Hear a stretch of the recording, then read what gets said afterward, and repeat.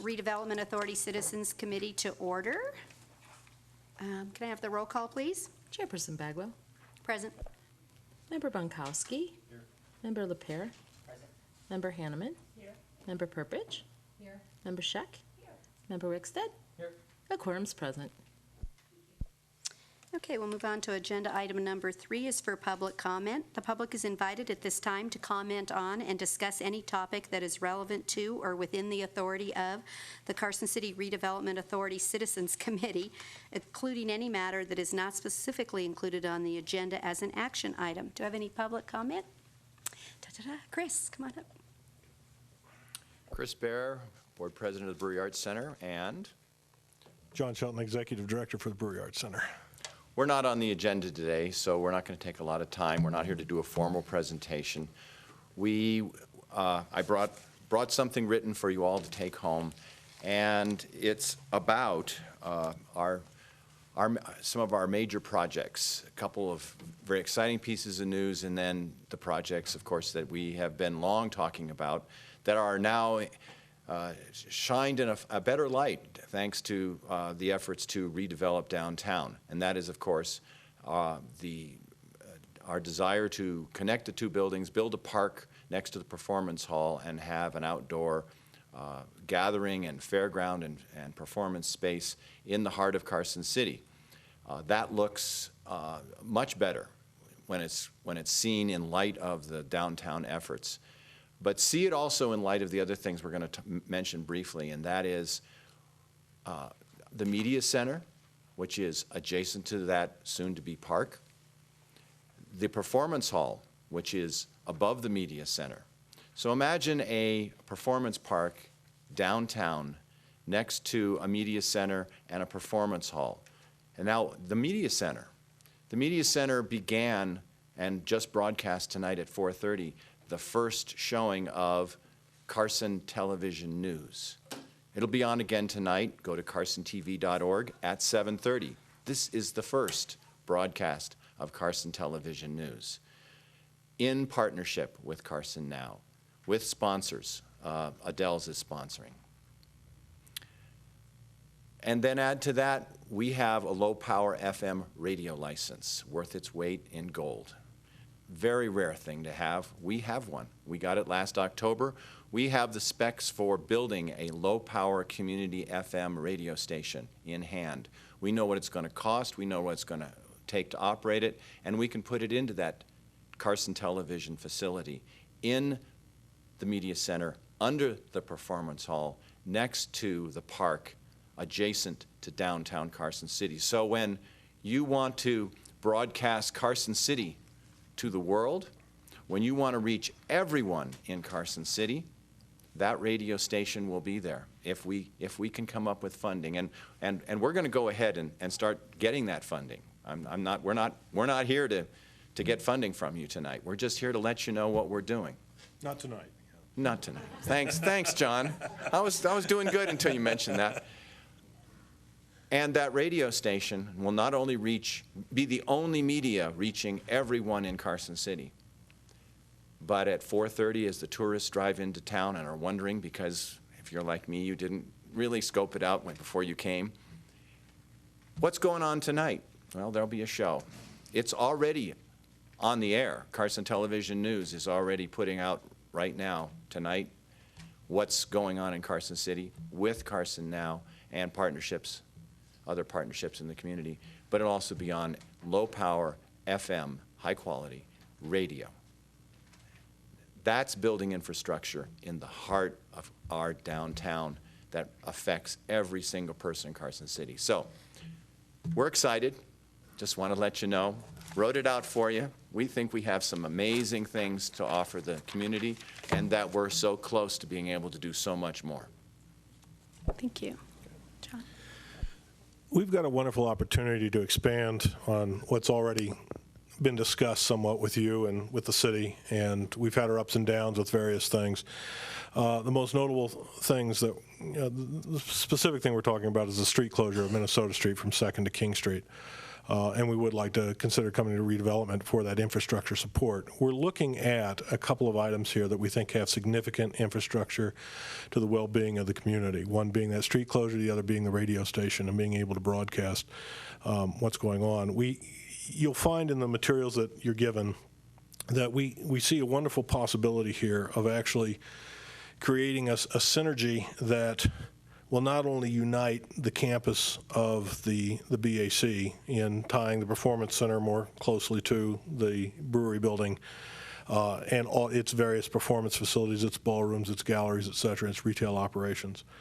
But we also see an opportunity to actually bring the historic district and connect that with the cultural district, to connect that with the retail district, that all adjoin each other. And this area is an area that's perfect for a park. It's an area that's beautifully connected to the possibility of what's going to happen with the sales tax initiatives, et cetera. We've talked to Lee about the possibility of actually seeing the Curry Street infrastructures extend a couple of blocks up King Street in order to simply connect to that historic district, to connect to the BAC, but to really help support the infrastructure development along that entire corridor, which is part of the sales tax initiative. Redevelopment funding will help us do that with the street closure, and the radio station infrastructure also allows us to actually communicate to a broader community that's currently not being reached strictly by our own media sources, be it Carson Now or be it the Appeal, which does not have circulation high enough. We're going to have opportunities to really expand out the message of what's going on in the community and really create areas of synergy for people to participate in. So we'll let the document speak for itself, but we wanted to give you a heads up. This is something that's moving forward. We are looking at private support as well, and we'd like the city to be involved as well, because we think that that's a necessary component to make it all happen. So thank you. Thank you. Do you have an extra one of the handouts for the, I have a whole pile of handouts. okay. So Want to make sure one can get attached and copied for the record. any questions? We're just here to drop in and let you get on with business, but thanks for listening, and we'll be back. We're going to keep you updated, let you know how it's going. Garrett, you have a question? Perfect world, how do you guys see this outdoor amphitheater looking, going, and where do you see the park sitting within those two We areas? started out years ago with a kind of fixed traditional amphitheater design, and talking about it, we see a more multi-use grass square. We see that you can put a grass square out there. We could put a stage up against a performance hall, ultimately a permanent stage with lighting. And people can bring their lawn chairs, sit on the grass, because that's environmentally sort of what we would like to see in terms of concert space. But on any given day, you might have a fair, you might have a car show, you might have something that where vendors are set up around the edge of a grass square, you might have a wedding, you might have all kinds of things happen in that grass square. And in thinking about it, rather than spending more money and getting something that was narrow, spending less money and actually having green grass with trees that people could sit and listen to music. We don't think it impairs the music. It actually may augment the musical experience to have your lawn chairs out there, sitting there in the shade. There's the amphitheater, the stage and the sound part of that is down the road. I mean, bands can set up anywhere. We ultimately can build that in. I think that we could go either way. It really depends what is ultimately best for the community, what's best for the BAC and for that space. And so I think we have flexibility there to discuss. I think what we're doing is opening the door to getting away from the restrictive option that was once presented that simply said we're going to have a big concrete pour there and it's going to be fenced and it's going to be gated and it's going to be inaccessible. And we don't really want to create a space that's inaccessible. We'd like it to be available for community access and used for a multifunctional environment rather than just a strictly hardcore, heavy-seated amphitheater. If that's the course everybody wants to go, we'll certainly talk about it. But we're thinking broader, not narrow, if at all possible. Ms. Hanneman? Yes, I have a question for you. Having just come from the NV 150 very successful fair, where some of the properties were not happy with the noise, have you talked with your property owners in the existing neighborhood to find out how they feel about something like this? Not all of that work has been done. Certainly some of it was done when the original ideas came up. There have been outdoor events, of course, that have taken place, and we've got records of a number of those things as well. Our intent is to be conscientious about noise levels. Our intent is to be conscientious about curfews, so to speak, even if they're not officially in place, that activities would stop at a certain time. We understand we're part of a neighborhood, and we need to be conscientious of that. An awful lot of the programming that's going to take place, I mean, it can be a huge, diverse mix of things that can take place. The only time it becomes an issue is when you start dealing with heavily amplified material. That's when it starts to be a problem. And if you ignore sound levels and ignore curfews and such, and I think we would be very sensitive to that. And we'll certainly do a complete and thorough study with everybody in the neighborhood before we do anything. Yeah, and just to add on to that, I think that, you know, my personal preference is for music that's more intimate, closer in, less loud, more direct. And so if there are issues with neighbors and high-volume music, that doesn't preclude music. That just means it's not great, big, loud music. It's more intimate. It's perhaps more artistic. This space is probably not giant rock venue size when we get it done. It may lend itself to smaller types of events, but I'm kind of excited about that. We've already told Chris there's not going to be any banjo, so that should. No, just kidding. Do you have any further questions? Okay. Thank you very much. I appreciate it. Thank you, guys. Take care. Is there any further public comment? Okay. Seeing none, we'll move on to item 4 then. Approval of the minutes for May 5th. Did everybody have a chance to review the minutes? Are there any corrections? I make a motion, we approve the minutes as mailed. Ronnie's motion. Do I have a second? Jean? Second. There's a motion and a second on the table for the approval of the May 5th meetings. Any further discussion? All those in favor? Aye. Anyone opposed? Motion carried. Thank you. Okay, we'll move on to agenda item 5.1 to elect a vice chairman for this committee. Do I have anyone nomination or anyone that wants to step up to the table? Be the vice chairman? I nominate Ronnie Hanneman for vice chair for the remainder of the term, which would be through December 31st of this year. I second that. I have a motion by Brad and a second by Chris to appoint Ronnie Hanneman as the vice chair. Are there any questions on that? Okay, seeing none. All those in favor? Aye. Anyone opposed?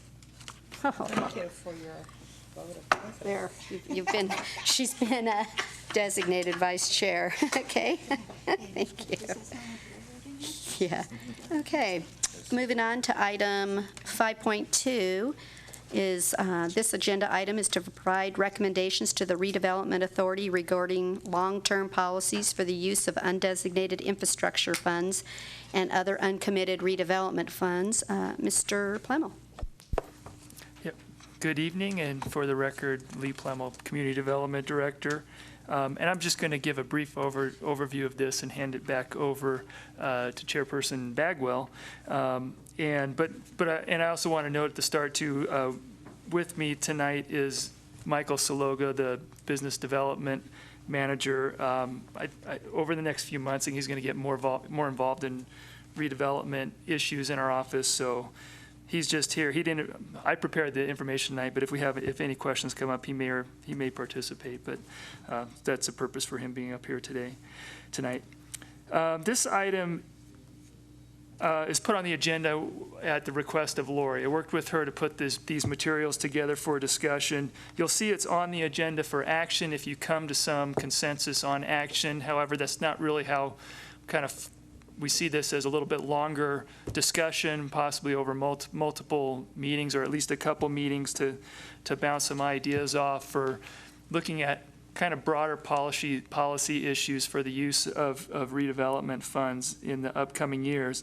The timing of this being wanting to get this on the agenda before scheduled Board of Supervisors strategic planning session in October, so we're in August now, so ideally by next month in September, I guess at the latest, the beginning of October, to come up with some recommendations for the Board of Supervisors to consider as they have these discussions, to come up with the policies for the future of redevelopment going forward.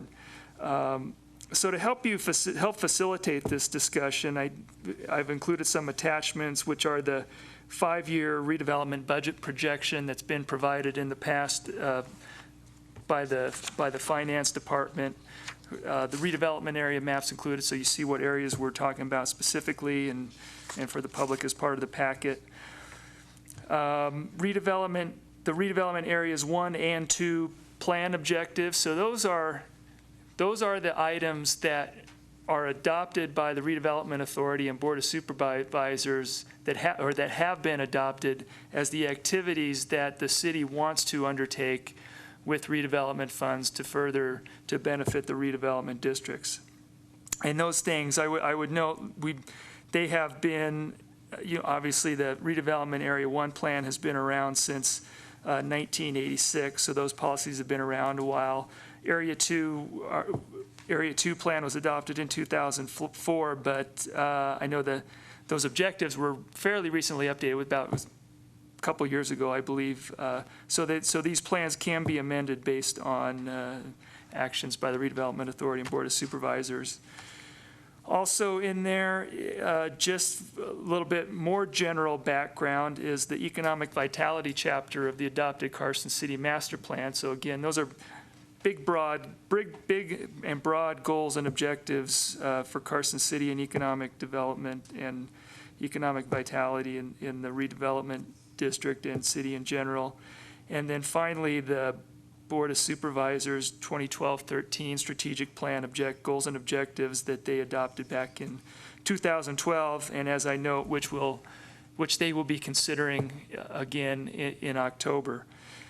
So I think with that kind of introduction and overview, can I turn it over back to the chairperson for further discussion? Thank you, Mr. Plemmel. I really appreciate that.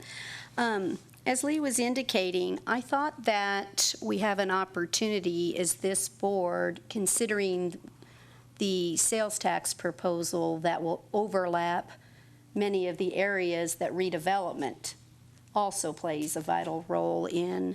And so I thought it would be a good exercise for us to see if we could plan the best use of these dollars, and that we don't duplicate efforts, or that we enhance areas and get the greatest use of these dollars. And so that really prompted, not putting on an agenda item to say, let's spend the money right now, more that we plan well for how we're going to spend the money, and that we coordinate all of the plans that the city does that details these areas of development. And so that's really what prompted the discussion for me, and hopefully with all of us, is to say, how do we fit redevelopment into the master plan? And that everything is coordinating with these new business districts and the eighth of a cent expenditures, and what's the greatest use that we could do as redevelopment to meet whatever the goals are, and do we have recommendations to put forward to the Redevelopment Authority and the Board of Supervisors for any changes in any of these plans. And so hopefully you've read through your packets, and in any of that, has any of you seen anything that you want to start with or that you'd like to discuss? Yeah, if I may, I think that what stood out for me, other than the budget, which I still have lots of questions on why we're doing things we're doing, but on page 7, it was number 8, reuse of vacant retail buildings, which really caught my attention more so because this was adopted December 20th, 2012, I believe. And it deals with the vacant Kmart building, which seems to be on everybody's radar. However, I do not think that is as important as the vacant building that's in South Carson City that was once the dealership, the car dealership. And to me, that's more of a, it's not a blighted building, but it's obviously a vacant building. And I think that should become more of a priority for people, although they never really talk about the former, that former Toyota building. Thank you, Michael. And I think that should be definitely a priority. Also, I thought it was interesting under that particular number 8 that we can provide incentives. Excuse me, Ronnie, can you make sure we're all on the Oh. same document with Oh. you? Because It's project, page 10. 710, Yeah, but it's number 8. I'm sorry, page That's 10, okay. number 8. perfect. Okay. And when the people from Kmart, or the former Kmart building came to us, we told them that we could not provide any studies or any assistance. And in here, it says that we can provide assistance for economic studies. So I think we need to be consistent on that, and I think both of the buildings should be studied. So your recommendation, you're saying, is we consider looking at adding in the car dealership building under that? And further to the point, item 3 talks about expansion in another dealership if that was something that made sense. Obviously, the building could probably be used for a number of other uses. Do we still think expansion of franchises is something we're looking to do here, is to add more car dealerships? Well, I'll tell you, the car dealerships that you refer to are not going to be using that building. I think overall, too, it was kind of funny, I'm looking on the upcoming Board of Supervisors agenda that talks about working with NNDA, and then I saw an article in the newspaper where someone else had gone through and done some surveys with the manufacturing, and I wonder if within redevelopment, working with maybe a broker that might be in town, but what is our true vacancies on our redevelopment corridors? And is there any information we could task staff to look at? Why can't we rent those? Is there something we could do with redevelopment dollars that would actually help us fill vacant spaces along both corridors or the redevelopment areas? What's truly an impediment? Is it having utilities underground? Is there any utilities that we need to put to places that would make those viable spaces? And maybe Brad, with some experience, can tell us, is there some issues that we need to address and add into this plan that would make those buildings more rentable? Well, I assume you're speaking specifically about infrastructure improvements because we've already gone down the road of economic incentives, which we're getting away from. Right. I guess my concern would be that we could use up the whole budget on one property and, with infrastructure improvements, and then there'd be nothing left for anybody else, which wouldn't be fair. So I think it would require a lot of thought before we kind of went down that path. Typically, I think it's understood that if you're going to redevelop a property, that you're including those infrastructure costs as part of the project costs. So I don't know that developers are looking for those specific costs. Could they help in specific circumstances? And is there a need in specific circumstances? Yes, but not overall. We don't have an overall shortage of anything in the corridors that would, No, I think the problem like in the corridors TV or charter with cable? buildings that are vacant, there are specific reasons that properties are vacant, whether that's issues with financing covenants, Okay. or just blighted property, meaning economic obsolescence. Maybe somebody needs a higher clear height than the current market dictates a higher clear height than what we have in available buildings. So there are specific reasons that may vary from building to building. I don't know that there's one overall reason that we have vacant buildings. And in the case of the old Toyota dealership, those are two separate parcels owned by two separate owners. And when you look at them, you can see the difference in the maintenance between one and the other. So I just think that we probably need to focus on tackling properties one at a time on a case-by-case basis and not as an overall policy, because I think that's going to get us into trouble, because with what we have, there isn't a one-size-fits-all policy. And that particular property, from what I understand, has an egress program as well, so, getting in and out, so.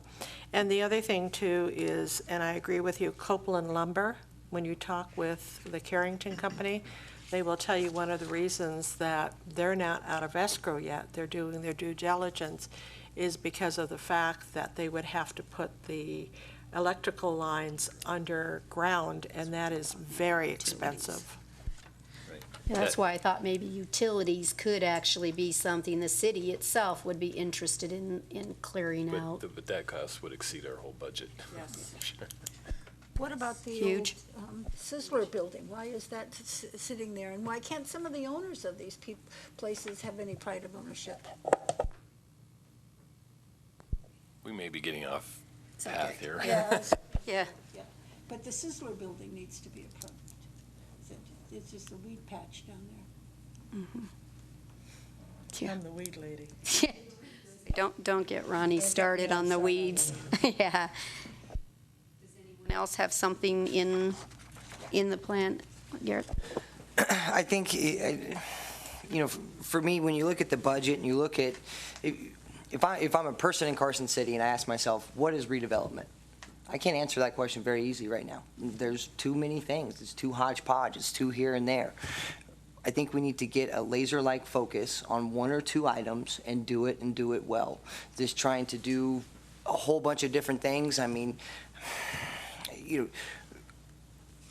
are we going to take one individual property owner and have him come to us and give him a bunch of money to fix up his property? Or do we take that whole area and say, how do we make this area become a better area?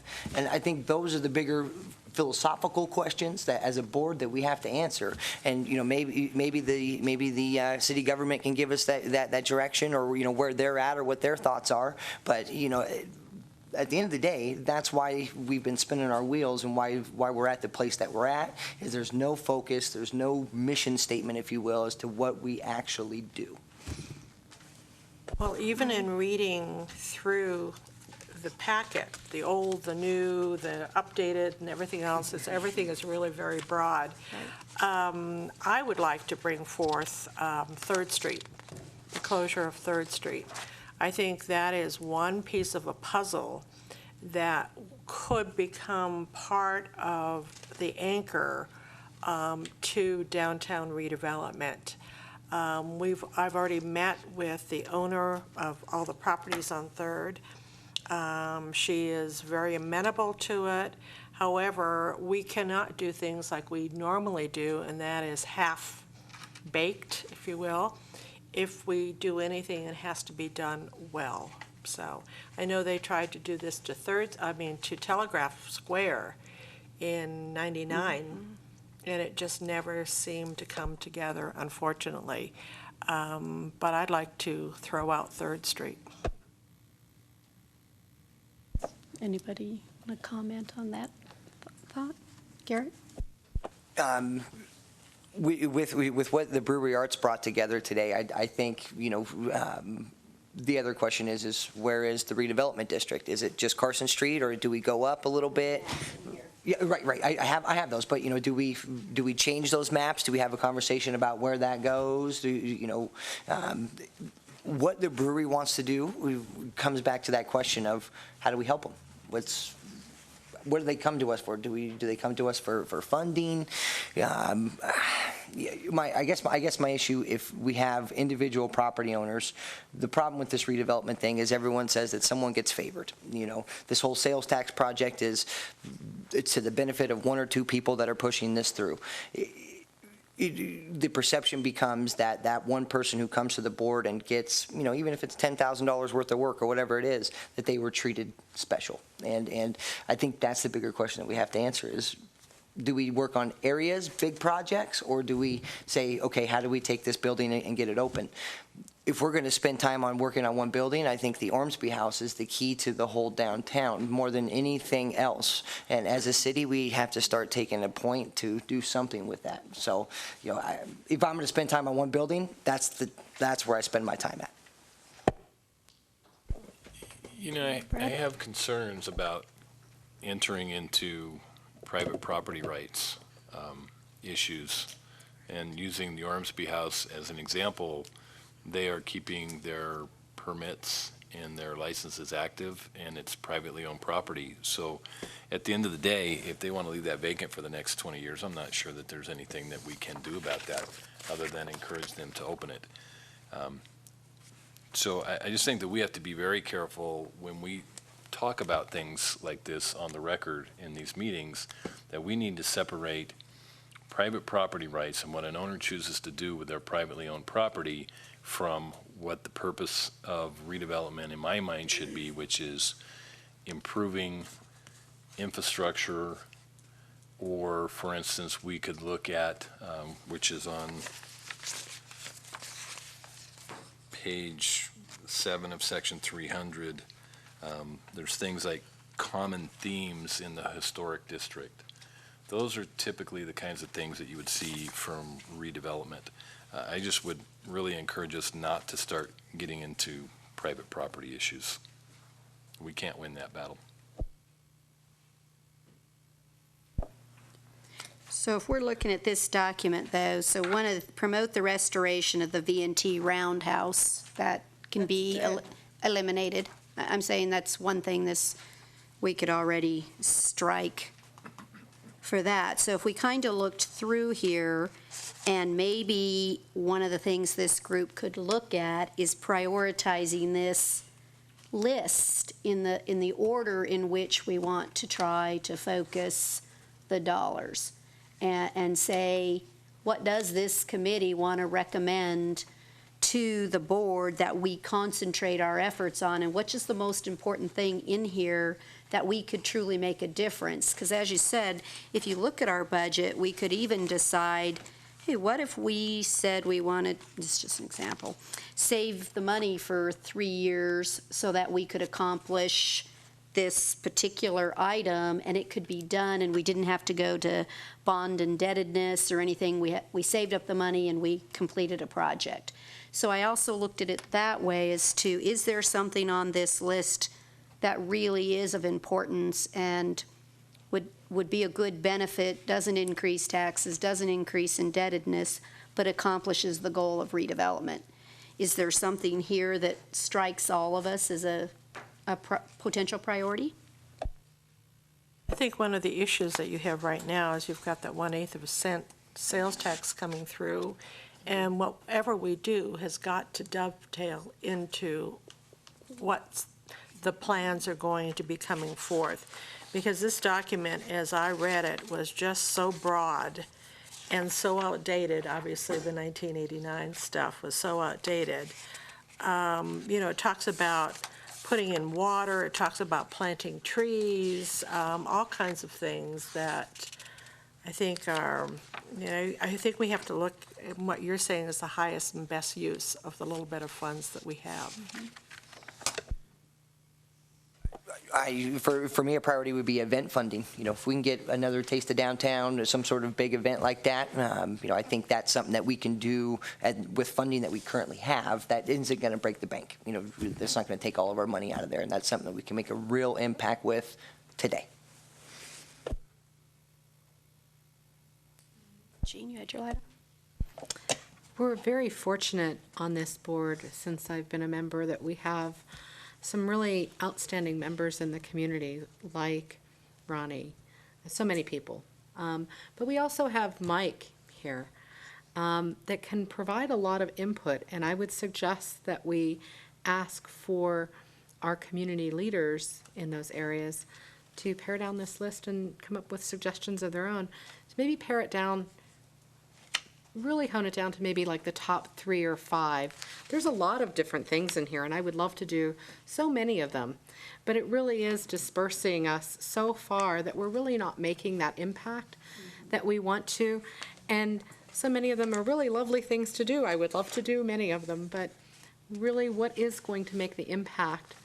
Redevelopment is something that is going to create an economic impact in this community. And NDA has their own gig that they're doing, and I think that that's kind of separate from what we do.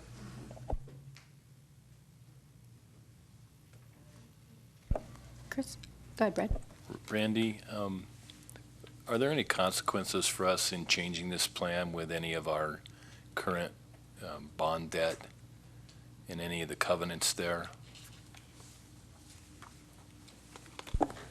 Well, yeah, we'd have to research that. I don't have an answer for you because I don't know the history of all the bonds on those. It seems like that needs to be our first step. I mean, before we talk about revamping the plan, we need to know if we can revamp the plan. Good point. Do you know, Lee? No, well, I'm not going to put my Yeah. legal hat on either, but I would think in terms of past obligations, those were obligations made under the plan at the time with legally authorized funds, and there's contracts that the city would continue to fulfill. What I mainly want to say is I think I like the idea of us paring it down and prioritizing it. And I think that's what you're trying to get at with this discussion is really what are our most important things and then what kind of things fit under those top things. I mean, I think some of these can drop off of the discussion, like encourage more intense landscaping on downtown properties. Well, that's kind of a development code issue. We're not going to go use money and force property owners to change through it. So I think there's going to be some paring down of that by us for discussion. I might reach out to you for help to come back with that, but I think that's a good idea. I don't think it needs to be amended to do it. This is an enabling document. These are all the things you can do. It doesn't mean you have to do them, and you can't do them all anyway because you don't have the money to do available in the long run to do everything on the whole list to every property. So it's enabling. I don't think you necessarily need to amend it. What you're looking at is to prioritize them, to make some recommendations on which one should be the focus. Does that make sense? Exactly. Garrett, you had a... Mike, yeah, I'd like to pick your brain for a minute. You deal with this on a daily basis. You know, you live and breathe this redevelopment stuff. What, in your mind, how does a perfect redevelopment world look? How does this work perfectly? How do we help the city? How do we benefit the city the most with the little impact we can make right now? Well, I think I'm going to echo what I've heard from a lot of folks, you know, including Lee as well. You know, these documents, you don't want to cut your nose off to spite your face for something that you may want to have an interest in doing 5 years from now. You do want to give yourself the flexibility. At the same time, you need to maybe reorder how things are as far as for the next 5 years of what redevelopment's all about. And the last thing that any of us wants to do, and this is not just in redevelopment, it's across the board in business development, economic development in general, is to do a lot of duplicative efforts because there's plenty of people out here that are trying to make an impact in a lot of different areas. And we're too small of a city, of a county, to really have a lot of people, you know, just going after each other doing the same kinds of things. And Brad and I talked about one particular instance before the meeting. So I just, you know, one person to another person, I don't think you should be, you know, just madly crossing off things on this list because at some point in time the 8th cent is going to go away or some other funding mechanism will go away, and you still want to leave this document in place such that when funding is available in a longer term basis that you have the flexibility to do those kinds of projects you really want to do. So I don't think we intend to, except for maybe the the roundhouse or things that are no longer applicable, I think we should clean up the plan and just take out obsolete items. But I think what I was intending with this is that we could give direction and recommendations for the next 5 years so that the dollars could be put to use instead of just every year we get a random set of people coming asking for money, and yet we've got no plan or anything that said where do we want to go as a community, and what would be the best use to meet those goals. And that's really what I'm trying to determine, and it may be that it'll be difficult for us to do until we see where some of the projects with the eighth of a cent sales tax come, and where do we dovetail. It may be that we are a gap analysis, and maybe that's the reality, is what gap are we filling in those areas. Well, two things. One, I understand what you're saying, Lori, but I think we've got specific area where the 1/8 of a cent is going to be really pretty broad, with the MAC building and the animal shelter, which are coming number 1 and 2. But I think we can start on some of the downtown redevelopment now. What I would really like to see, that I, have been studying on this and reading the now famous book about reimagining Greenville, is that we really should look more to public-private partnerships. One thing in this community that we continue to do is we continue to always look at the city to fund everything. And I think we really need to, be available for studies, as it's stated it here, and really go after some of the private fundings. And then your money goes along, much further.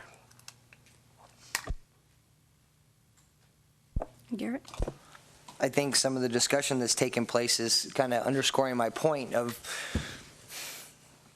we're here, we're there, we're everywhere. I'm confused right now. My point is there's 24 objectives here, and I don't want to get rid of any of them. And there's another 10 specific redevelopment activities. I don't want to get rid of any of them. I want to pick 1 or 2, and let's get good at it. Because right now, we're not good at anything. And I want to get good at 1 or 2 things. And then that way, we can get a little better grasp of what we got going on here. Like I said, I'm confused. I mean, we're here, we're there. What is redevelopment? What are we here for? How do we fill the gaps with what you guys got going on? And do we wait until 2016 to fill those gaps, or do we do it now, or what? So we got to get more focused on whatever that is without eliminating other things. Just be focused on whatever that is we're going to be focused on.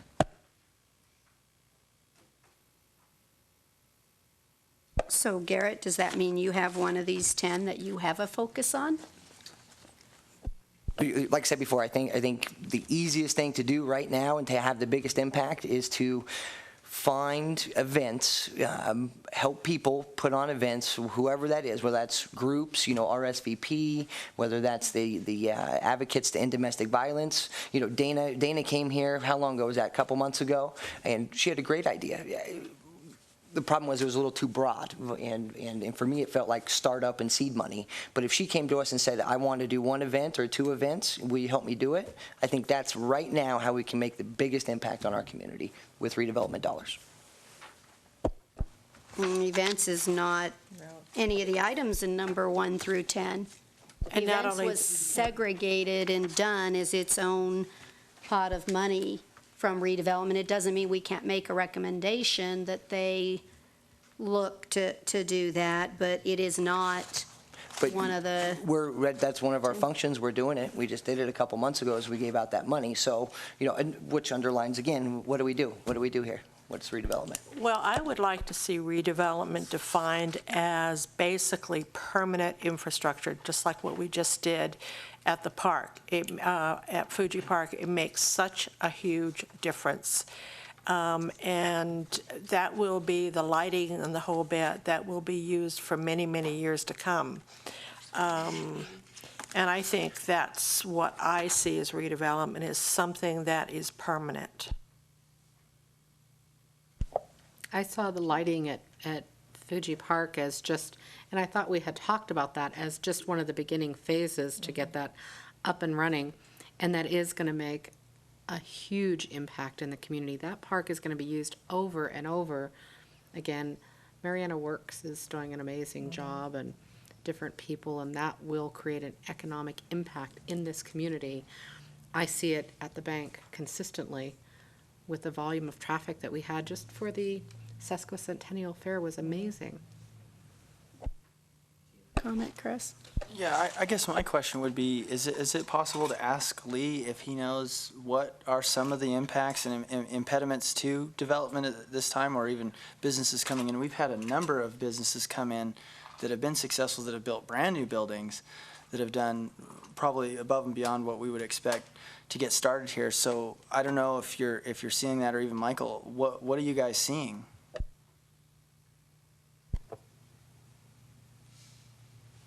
Yeah, I'll start, and you know, I think like Brad said, it's a variety of reasons why certain properties don't work for certain types of businesses looking, and I think on the realtor side, they probably get more of those reasons before they get to planning to look at that building. So he probably has a better idea on that. I don't know if Michael has any other experience and people that have come to talk to him. And just to clarify, how do we do that while carefully not getting into the private side of things, like Brad was suggesting?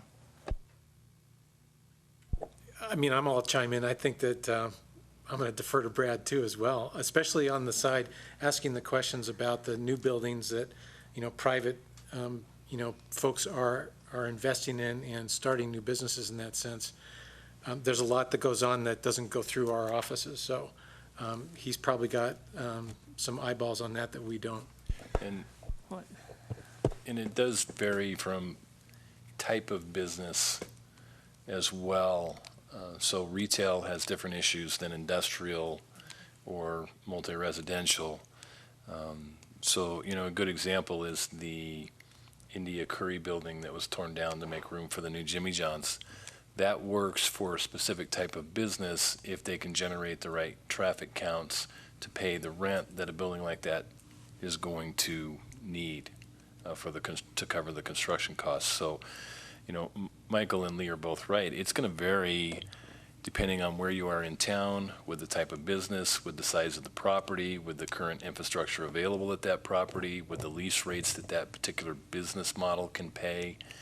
It would take an 8-hour seminar really to really run you through all of that. But I think, as a thumbnail version, we don't have a real vacancy problem in Carson City. We have a couple of specific properties that have underlying issues that make it difficult. But overall in Carson City, we don't have a vacancy problem. So again, it really comes down to the bottom line between the tenant and the landlord. Can the landlord agree to give incentives or agree to a certain lease rate to fill a building? And can a tenant agree to those incentives or lack of incentives, and can they pay that rate? And typically at the end of the day, that's what it's going to come down to. Lee? I would like to go back and answer, I just thought of something else, to answer the question if we see anything specific. So I will offer something that we see within the redevelopment area, and downtown in particular is when somebody's going into these older buildings, they may be changing a use or trying to expand a restaurant. I mean, there are some definite, it's more on the private infrastructure side. I mean, once they get to the sewer in the street, and they're usually fine. The city infrastructure can accommodate it, but often to change out these old buildings, and one in particular is to restaurants. Another one that's a difficulty with grease interceptors and things, and the ability to do that. There's often a pretty high associated cost with that. I mean, that gets back to helping individual businesses, but that is something that legitimately, it makes it difficult for people to use some of these older, reuse and put a new use into some of these older buildings downtown in particular. Yeah, Lee is exactly right. We just saw an instance where a tenant went into a property and because of the new 2012 IBC building code, found out after he had signed the lease that he was going to have to replace all of the HVAC or the air conditioning heating units. And that cost was tens of thousands of dollars that he hadn't anticipated, and that is typically the issues that cause these problems, which isn't a city issue necessarily. Or a redevelopment issue, right. But Lee is right on the, say, community grease interceptors, say in the downtown core. Could the city help supplement the cost of putting in community grease interceptors? I think theoretically the answer is yes.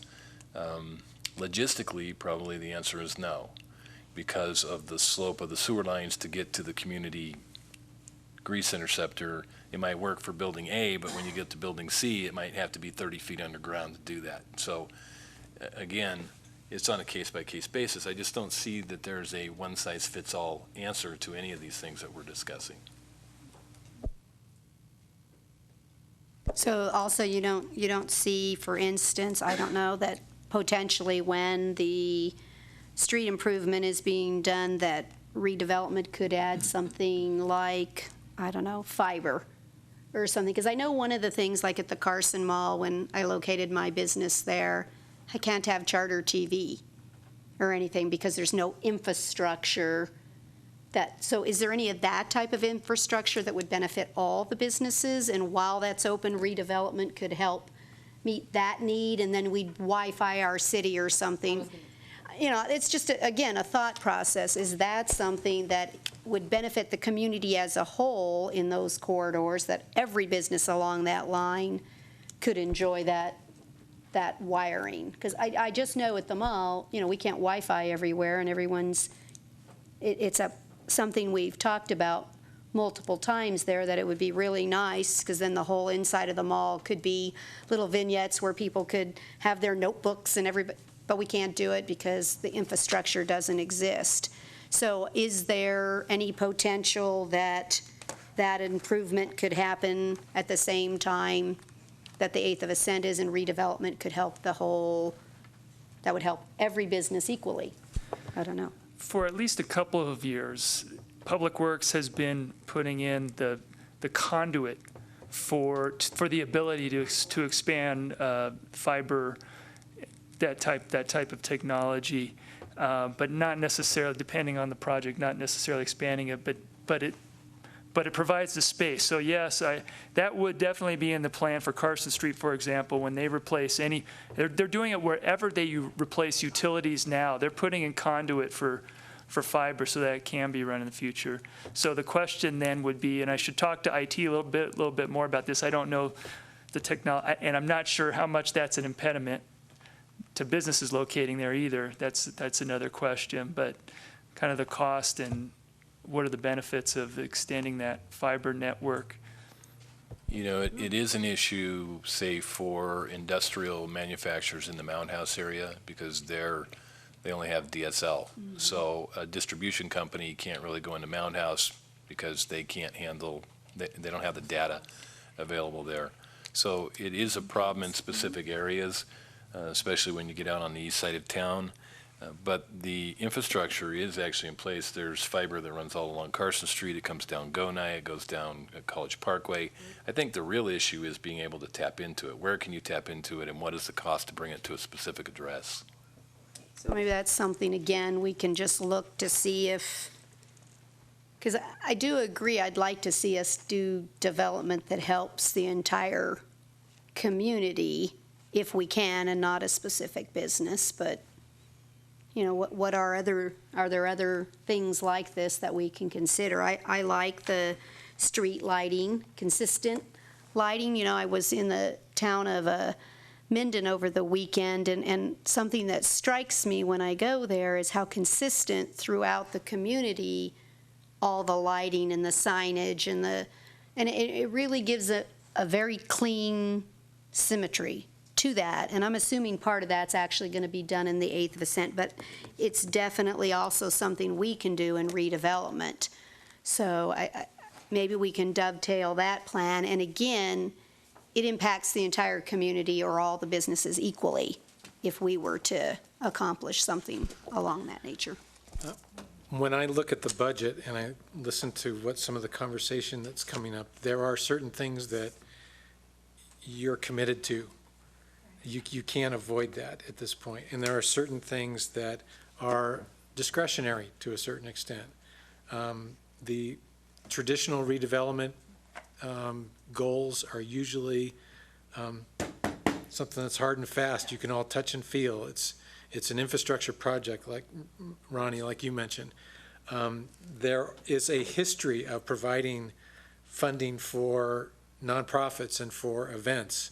And so the question I think you have, I would not try to get too mired down with individual projects or individual gaps where you're seeing things, but be open to the situation where if the right project comes that dovetails with an existing project or something where you can enhance something that's already going on, then that's going to be something that will make redevelopment look a lot better to other folks in the community and have a better understanding of what redevelopment's all about. So from that standpoint, you all have to make that decision, though. That's the policy decision that Lee's asking for you to decide on. What types of things, when you look at this red circled box in the budget, where do you want to put your priority for that funding? And if there isn't a infrastructure project in the particular year that doesn't seem to fit well, you have to be okay with the idea of saying, you know what, we're going to hold off this year. Or if you say, wow, there's another taste of downtown or another typical an event like that in a downtown that you want to support, you're not going to provide them all their funding, you're going to provide them with a little bit of funding that'll help them off the ground. So those are the kinds of things I think you start to get to as a group here, and you're getting there. Well, if I may weigh in again, I don't want to sound like one note, but I guess I am. Garrett, you talk about events. If you had a gathering place, which we don't have yet, and it will not be for a number of years, my suggestion would go back to doing something that can be seen from the street, would become a gathering place, would have a permanent stage and trees and the whole bit. And I think one of the nicest streets in town for this to happen that would attract people would be 3rd Street. If we funded the infrastructure, which is not going to be that pricey, to put pavers in 3rd Street and to put some benches and a permanent stage, it will attract a lot of people down there for events that we would not have to pay for. We just do not have a gathering place at the moment. So that would be, I know that the park this weekend, Fuji Park, you could see it if you were coming north from Minden, and you saw everybody in the stands, and you saw all the activity as you were going to Costco. They got a lot of people in just because it was something active. So I think that would be a great place. Also, you could put, we fund the farmer's market. The farmer's market could be right there, so you would have the parking available then behind. You wouldn't have to close that. To me, that makes one of the biggest, I mean, that whole area, a lot of money has been put into it. And I think to do the pavers and to do trees and something like that would not be that pricey, but would be a good keystone to redevelopment of downtown, because I think other people then would come, and the entertainers would come as well. I agree with you wholeheartedly, Ronnie. I've told you several times before that, an outdoor amphitheater, I think, is key. Whether that's at the Brewery Arts Center, whether that's downtown, or whether there's 2 of them, oh, wow, that would be great. For me, that's redevelopment. Those kind of projects that you can touch, you can feel. The answer was, how do you make an impact now? That's through events, I think, is how you make an impact now. But down, long-term, redevelopment is all about those infrastructure projects that makes it more attractive for the private business to spend their money here and relocate their business here. I couldn't agree with you more. I think that's an easy, simple thing. I think that could be done in the next 12 months, to be honest with you. Well, I think also that if we worked towards the goal of potentially working on a good stage or something like that, it lets those events have the infrastructure that they need so that we can get the bigger named events. I know that earlier we heard from the arts that maybe the smaller little arts venue, but I am here to tell you I went to a concert in Minden at the Carson Valley Inn outdoors this weekend, and there is no reason we shouldn't have that here in Carson City. But you will need the appropriate infrastructure to be able to have that type of a venue, and where you can have 1,000 people in your downtown listening. That's privately funded. Oh, I agree with that, but I'm talking just about the infrastructure of a stage.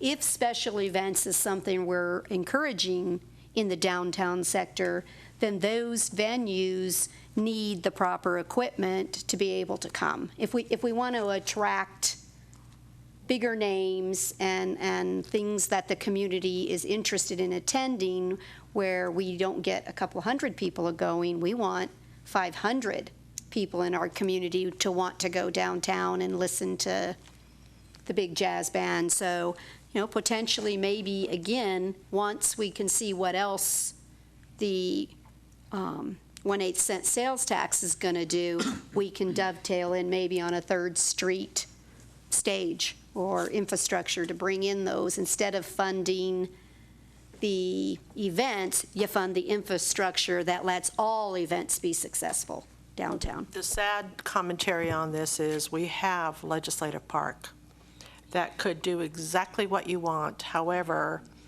we cannot use it. So maybe one of the things that you'll be tasked with in your new role is to work better with the state so that can be used better, because that is right there.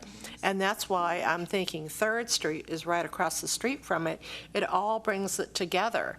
So working with the state, doing 3rd Street, you've got a heck of a venue right there that I think would be amazing. I agree. The relationship with the state has to improve. I mean, for us to have the vision, for it to really come to fruition, we're going to have to be able to use those spaces. And you're right. I just filmed a film there last week for the short film competition with the Brewery Arts Center, right at that little spot right there. And it's a cool little place, and that's perfect. And I just wanted to add that I think that this is one of the best ideas that I've heard so far, that seems to be something that would promote, that would get us further along within a reasonable bounds, at least from what I've been thinking of. I was just passing by today the Pony Express Pavilion, and it has a huge stage with plugins and everything that I think any band would or any group would be happy to use. But I assume that the pavilion provides poor sound, and that it's parking a little bit difficult to access for most persons. So I assume that that's probably why it's not as usable. So this idea seems to me like something that we could target. I wonder, I don't know, but could the stage and that stuff be moved to a different venue? Because it is an acoustical issue there. I mean, I think the idea was to put these types of venues there, but the acoustics just doesn't work. So is there something that redevelopment could do to fix the acoustics, and/or could we move the equipment to a better use? I don't know. It's something maybe we could explore. I know that when I was looking at it and when I saw it, the acoustics I assume would require huge sound panels, very expensive. The other thing that I noticed is it's pretty much solid concrete right there. So as far as the stage itself couldn't be moved, I mean, what else could you do with it, right? Skating rink. Thank you. Yeah, I agree with that. I just want to say, this is the state capital of Nevada, right? Yeah, We should have, you'd have Miss USA. well, we should have a lot of things going for us here. This is a great community. One of the things that we're tasked with first is for public revenue to be used to improve the quality of life of the people of Carson City, and to attract and retain revenue. And I think the State Fair did that in a really impactful way to the community. As a first-time event for that here, I think that we have solved where there's going to be future use for that in this community. and there's going to be a lot of revenue generated from that. But I don't think we're done with that. I think we had talked about signage that needs to be completed, and that we were going to allocate funds in the future to better signage so that people would really know about the events that are coming into town from other areas. And a lot of different things we can spend money on, but I think that just like we completed the sign in front of the community center here, so many people use that sign on a daily basis and love that. That's had a huge impact on the community. That's had a huge impact. People come to see more events, I'm certain, because they know that they're here now. And let's continue with maybe expanding on some of the things that we've already set in motion and completing some of those. The 3rd Street is something that we've talked about, and I think that we were all for expanding that use. You can see the vision where that's going to have a long-term impact in the community economically, job-wise. That's what the state capital, Carson City, needs to do. Anybody have? Garrett? Speaking of Fuji Park, I agree with you wholeheartedly. I think we're all in on Fuji Park at this point as a city. You know, that boat passed 10 years ago, and we're all in on that one. So we either got to make that the place that it can hold those kind of events and do that, which we should. But I think Parks and Rec should fund that. I don't think that's a redevelopment funditure from here. I don't think that's a word. But Brad,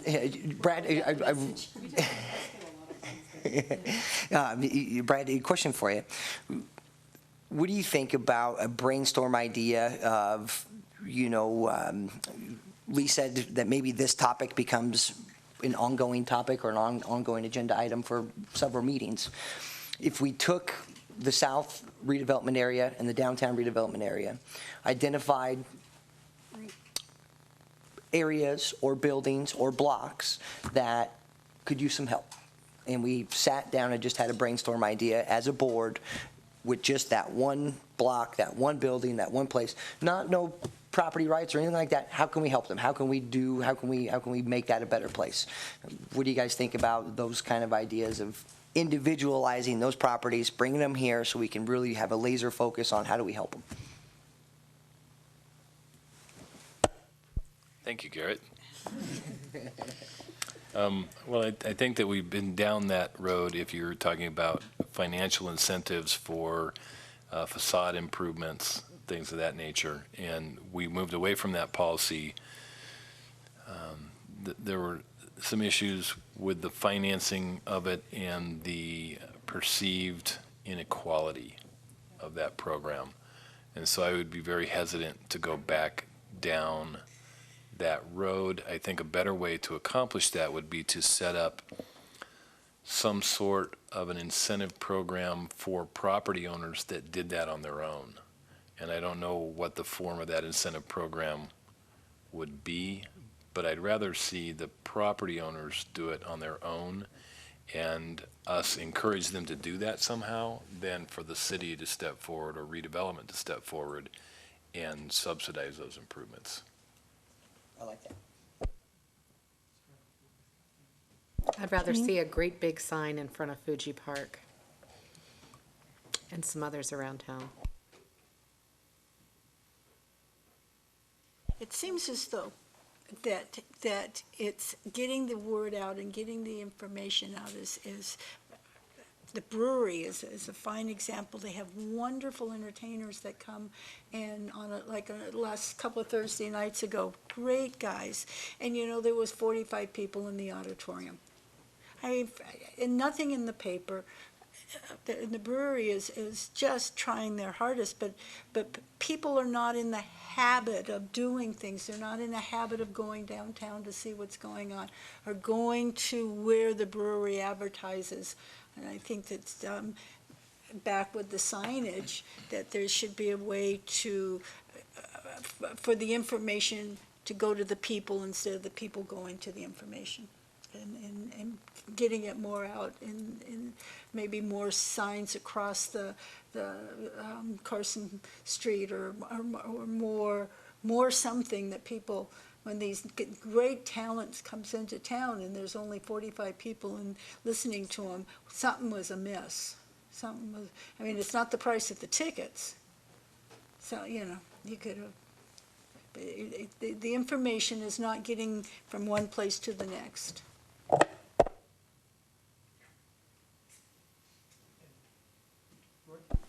Go ahead, Lee.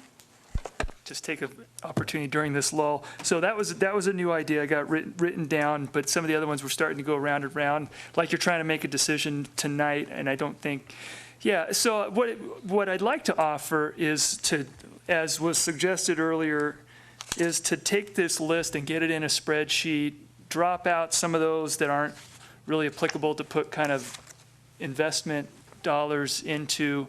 I've heard some of the things, so we'll kind of draft a list. Maybe I'll get some feedback from you to bring the list back to you so you can prioritize this. And we'll work on it, how that looks exactly. But based on all your suggestions and things, make sure those are included, and we can come back and prioritize them at the next meeting and have more discussion. That's not to stop this discussion if you have more suggestions for us to think about, but that's what I suggest coming away from this agenda item tonight. No, I concur. The idea was for each of us to throw out what priorities we see and then to help rank these in that order so that as we accept projects or we move forward, it becomes easier. Instead of each year, it's waiting. I guess maybe we can look at this two ways. Do we wait for the good project to come to us, or do we create the good project? And I guess that's what I say to each of you. You know, we're waiting for someone in the audience to bring us a good project, or are we here as a citizens group trying to say, what can we as a group bring forward and truly have an impact that meets the goals? And so maybe we have to, again, look at this ourselves, study it, and say, okay, what can we do? And let's, I don't care if we save for 3 years and say, look, we're going to have 2, 4, 6, we're going to have $1 million in the next 4 to 5 years. What could we do? Maybe that's the vision that we need to think about here, is we're going to have $1 million. What should we do? What can we do with $1 million to make our community the best that it can be with these dollars, meeting the goals? And maybe that'll help you as you think between this meeting and the next one. Oh, wait a minute, we have $1 million. Should it be close 3rd Street, put in infrastructure to do better events? And that helps everybody. Is it help the Brewery Arts Center? Should we get Minnesota Street vacated and work on an amphitheater? Is it a combination of those two things that we can say we know is good for our community, and we know it will work with the downtown plan? They won't interfere, because that's the other thing that's of essence to me, is that we don't do anything that's going to interfere. I don't want to put something in and then it gets taken out because somebody else put a plan in place. Chairwoman, all I can say is this, is I don't trust it. I feel that you've got to do something when you have the money. You can't save it, because if you look at this budget, it goes every which way but north, south, east, or west, okay? So if you can do something now, I mean, I can't believe this budget where you have nothing left, because the city tends to take it over for whatever. We may have another economic downturn, and the money's going to go away. So I would rather see something that is done with each year, if possible. As far as the BAC, I think if they came with plans and had some private investment as well. You talk about the events there. Part of that is getting the word out and getting more members, which is private investment that would come to those things. So there's a lot of things there. But I think, and you mentioned the sign out front, I feel that that was something that we did. It was done within too long of a time, unfortunately, but it could have been done in 6 or 9 months. And if we do Third Street, it could be done perhaps by the end of the year, if that was the will, or do something. I mean, we've got to move and do something. Chris?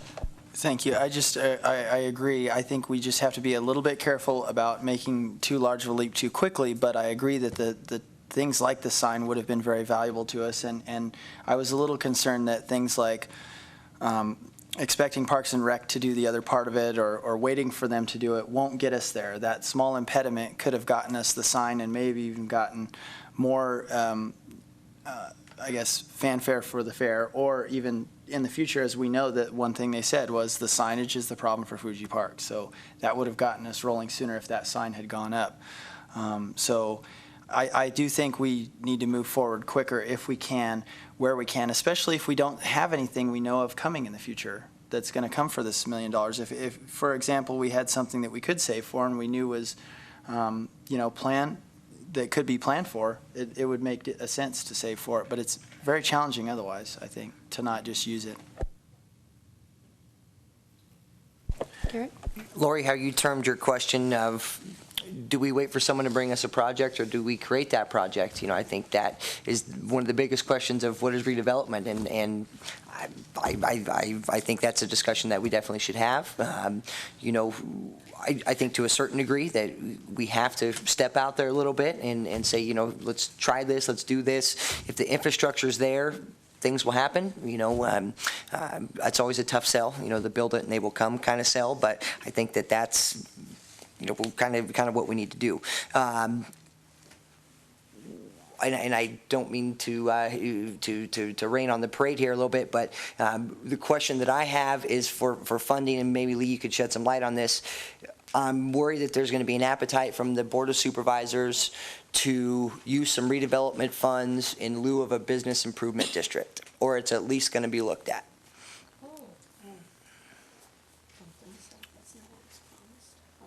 No, I don't know that hasn't been determined, certainly, and maybe something we can, that's more of a process issue in the next item, talking about how we get to that. But sure, I've heard, ultimately, there's going to have to be a decision, and I think there are some people that believe that, so I think that's going to be part of this discussion, because we are going to have to go through the process per the direction of the board, to figure out how the maintenance mechanism for the various corridors.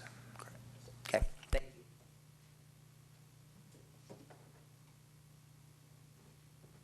Okay. Go ahead. And our supervisor over there is smiling. But that's my point, is let's get something into the ground, because that's not what we want to do. Well, we're on the budget, so we're looking at the budget, so I'll mention it here. But that, the estimate for the downtown, for example, the maintenance per year is about $50,000. So, it's not even so. We're not. It's not a little bit.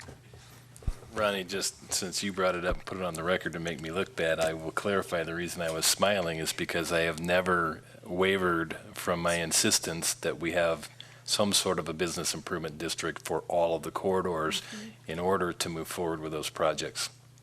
So I don't want, right, so I don't want anybody to think that I'm smiling because I think that there's something going on that nobody knows about. That's not the case.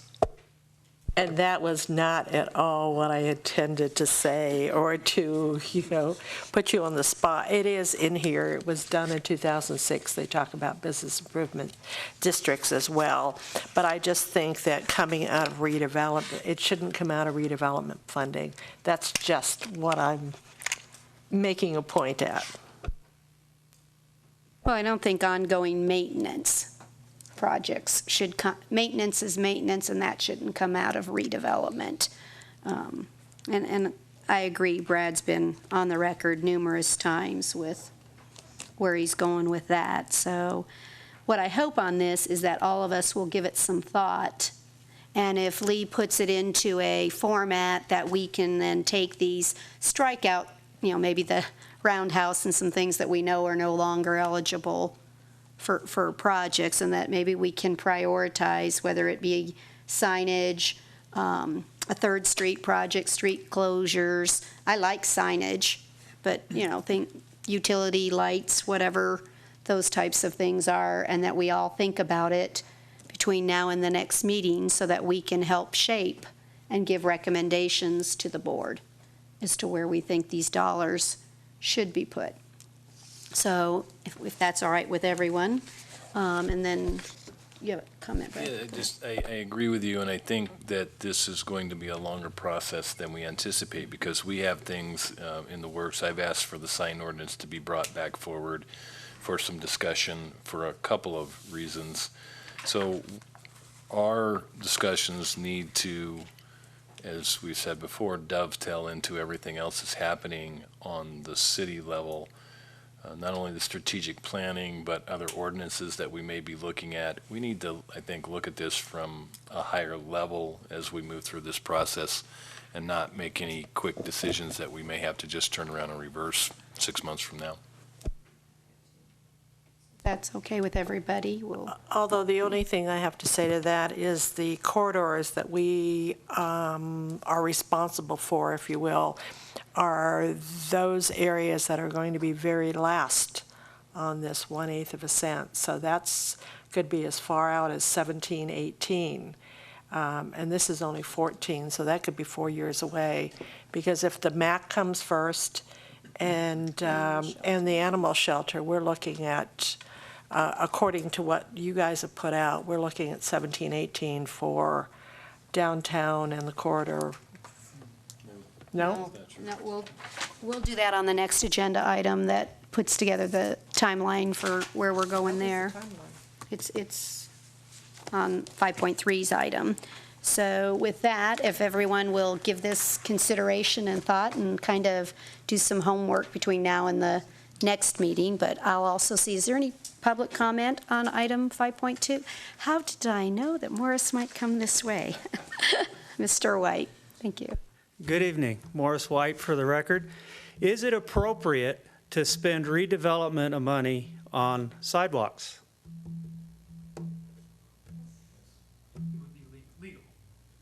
Yes, it's There's your legal. project. I don't think you need to discuss anything else. You talked about this is the capital city, and the state of our city is pathetic in regards to infrastructure. I would suggest some conversation about sidewalks. Let me give you an example. I know it's out of the redevelopment area, but the southeast corner of Nevada and Musser Street. Have any of you walked into that sidewalk? That's ridiculous.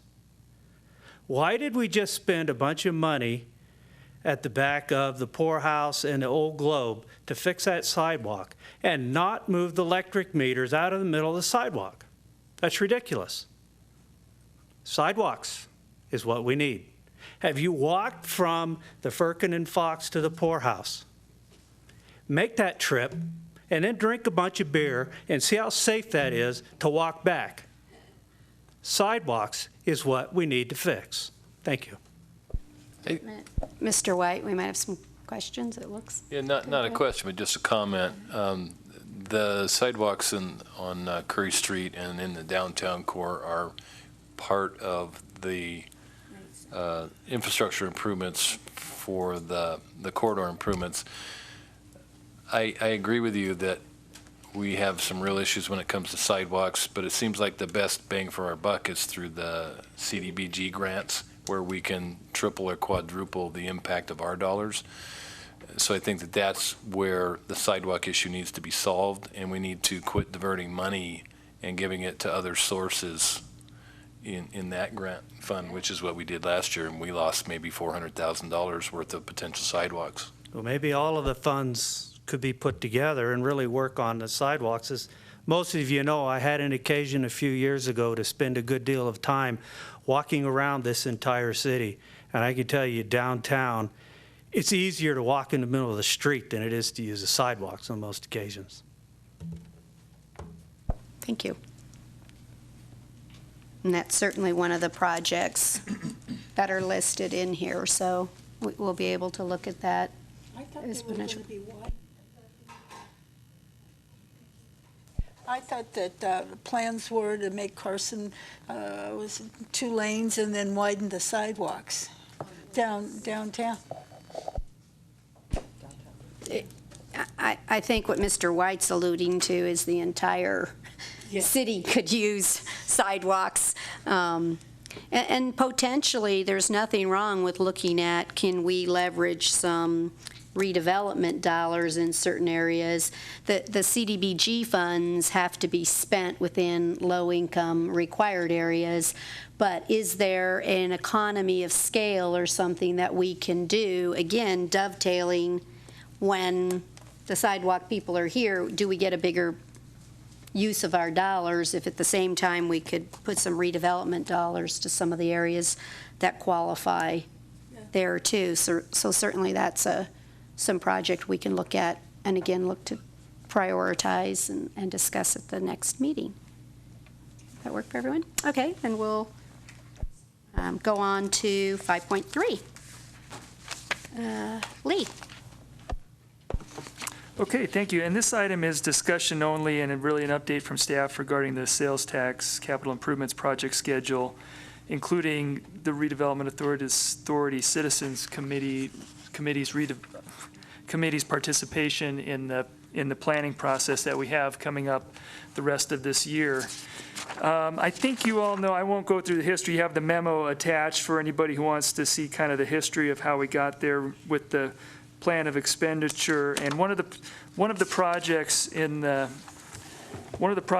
plan is the downtown streetscape project, and so obviously there's been a lot of meetings over the last couple years regarding how the downtown's ultimately going to be developed. We have a general concept developed, couple alternatives. So looking at the schedule, let's start on page 3 of your packet. That is the timeline for the downtown streetscape project, and that looks like this. In the center is kind of a blow up of approximately the next 3 months, and actually we're already into August, where we're refining design concepts for the downtown corridor to bring to the public. So our target is to have an open house in the middle of September approximately, to start rolling out some concepts for public comment. As you've seen, we had just a little bit of background. We had in 2006, we adopted the master plan and had some charrette and design workshops with the public that came up with the two-lane concept with parking. And going back and after a little bit of looking at the transportation models and things and talking with fire and emergency services, we've kind of refined that to more of a concept where we have continuous turn lanes and 2 lanes so that it's wide enough for access for emergency vehicles so cars can pull over, emergency vehicles can still get through. We can have bike lanes. We're working with some design professionals to come up with some concepts to show the public that could have all of that and could include some parking to address the business needs. As part of what's happening over the next couple months, there's a lot of outreach we're going to have with the businesses and the property owners in particular. The property owners are a real key element to this process because ultimately they're going to be asked to help fund the maintenance. We still need to work out with the businesses downtown if we're going to potentially look to them through whether it's through a business license fee to participate in some way for the maintenance. So we still have that discussion to have with them. But the first step we're trying to get to is with the concept. We want to know generally what this cross section of Carson Street is going to look like in terms of turn lanes, bike lanes, travel lanes, pedestrians, space, and parking or no parking. To do that, as I said, we're working with some design professionals to get some better graphics so people can really grasp what the new alignment will look like versus today, and just to have a better grasp than this, rather than just the two-dimensional cross-section to see what it'll look like. The target we're shooting for is October RAC meeting and the October Regional Transportation Committee meeting, to bring those concepts to use this as, for one, a public hearing, to get public feedback and to get comments from RAC to forward to the Board of Supervisors, targeting going to the Board of Supervisors in November to get a conceptual design approved. So in other words, the concept. So at this level, over the next 3-4 months, we're not going to be talking about the color of the pavers and the design of the light fixtures, but really we need to start with the basic configuration of the street. So that's what we're working on first, and what we'll be asking you to make recommendations on first. Ongoing farther out, the design will continue into 2015, and during that preliminary design, when we get somebody on board that actually starts doing the design, there will be continued public outreach and comments through that to then look at the design of light fixtures and benches and brick pavers and what kind of elements fit with the downtown in Carson City. What do we want specifically here? And so there'll be a continued participatory process throughout the design phase. The plan right now is that design, so we have that kind of preliminary design going into 2015, and then later in 2015 would be the detailed construction design with the target of 2016 for construction of Carson Street. That coincides with an off year for the legislature, which helps out. We're also talking that construction would never close Carson Street entirely. You'd have to phase it. You got to work with the contractor to be able to phase it and to always keep 2 lanes open, whether that be night work or however they're going to do that. But that's the plan there. And then in 2017, doing the Curry Street design. So now we are talking Curry Street, as he said, as part of the downtown project through the core there. But rather than tear both of those up at the same time, the proposal is that Curry Street would be the next phase, which would be once Carson Street's completed, the design and construction would be the following 2 years for Curry Street. Also, included is the packet of information that has the schedule for all the projects. As you see, the corridors go out farther in time. There's a couple reasons for that. One is that as projects go, Public Works has to manage these projects, and they couldn't manage all of these projects at once with the existing staff. But furthermore, with the sales tax collections over time, having some time where we don't have to bond for the whole thing and can actually collect some funds, and phasing the bonds in allows the projects ultimately to be bigger, to stay within budget. If we need actually that's the way to put it. To stay within budget, we need them to be farther out in time so that we can pay as you go for some of the design work up front. So you have any questions? That's the schedule's attached. I'm happy to answer your questions. Does anyone have any questions on the schedule? So we will see the preliminary, you're saying, on October 6th. Correct. And I'll also, of course, invite you, any public meetings and open houses, we'll get the information. Once we have those dates, we'll get that information out. Lee, that would be great if you could just include us in that noticing on those, so that it'll help us be a little more prepared when we get to this meeting, if we can have attended those other public hearings. That would be great if you could include us on those notices. This was Chris? I did have a question. The section of final construction design taking from April through to December, is that fairly realistic for that phase of the effort, or is that somewhat longer than it should take? It just seems like it takes a long time. Yeah, part of that is that we really can't get to bidding and construction any sooner, because if we're not trying to hit the 2015 construction season and shut down during the winter, so we're really waiting till the thaw in 2016 anyway. So it could be it probably could be shorter.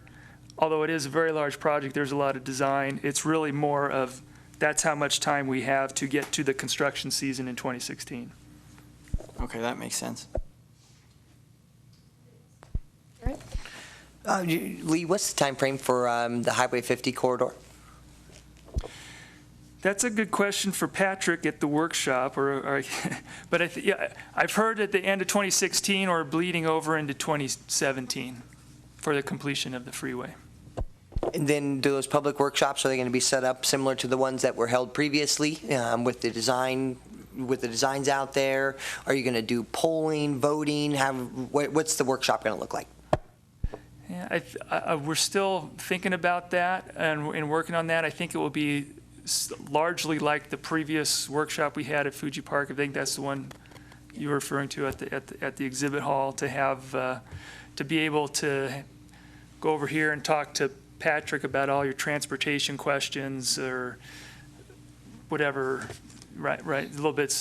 Have a presentation so that everybody can see all the graphics, have some explanation from city staff, and give one big presentation, and then allow people to talk individually.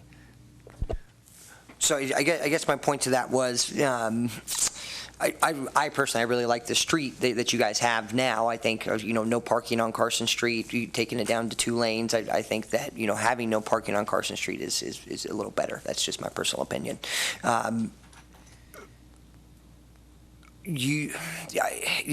think if you had different designs laid out there and say, option 1, option 2, option 3, maybe give us a vote, tell us what you guys think. You don't have to do what the public votes on by any means, but just to kind of get, some feedback on what people think is the best, rather than saying, here's what the plan is and here's where we're going to do it. If you had those options laid out, because I think you guys had the design boards and all that stuff that was already all done to show that.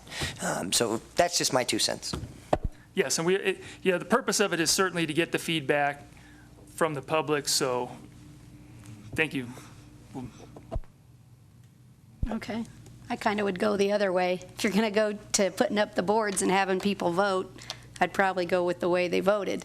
The Hop and May Adams did that with their 2 designs, where they had us put the little round dots on what what the community preferred. And certainly, I think having community buy-in will help alleviate maybe some of the issues surrounding this tax. So I would encourage the public to get involved and help us design that the best for our community and what people are going to appreciate. So let me see if I can answer that maybe a little more straightforward into we do want to get public out. So how we're going to approach it is not to take it. So we've gotten a lot of comments before. We've gone to the board, and so we know what the comments are. There's not consensus by any means, but we know where the problems are, what the issues are that we're trying to address with these designs. So right now, when I say look at some alternatives, I mean, we started with the 2 lanes and parking. There's the other concept where the 2 lanes, turn lanes, bike lanes without parking. We're going to put some more meat on those concepts and bring up, here's what we've heard in the past, here's where we're going. How would you work on this to modify, what comments do you have? Here's why we're doing it. Here's how public comments have influenced this decision. And get public feedback. So that's kind of how we're approaching it. okay. Do I have any public comment on item 5.3? Morris, disappointing me. Okay. All right, with that, we'll move on to item 6, which is our non-action items. Do I have any staff reports or updates on matters, Lee? I don't have anything else. Those are for RAC, I think I have direction for future agenda item in the next meeting, and I've given you an update on our primary planning activity coming up in the next couple of months. Any RAC member have a report or comment? Good discussion. Well, I just want to say once again that the NV 150 fair and what we did for the fair as a committee really helped a lot. It was for the first time out, it was a huge success, and I don't know what we'll call it in the future or whether it will come back, but it was a huge success. So, and I thank you all for helping to make that happen by voting for the infrastructure. We're going to call it the Nevada State Fair 151. Okay, with that, then we'll move on to item 7, which is our final public comment. The public is invited at this time to comment on and discuss any topic that is relevant to or within the authority of the RAC, including any matter that is not specifically included in the agenda as an action item. Do I have any public comment? Okay, then we'll close the public comment, and we'll move to item 8. Anybody want to give me a motion for adjournment? Brad? Jean's looking good for a second. All those in favor? Aye. Thank you all very much for participating in the meeting. I appreciate it.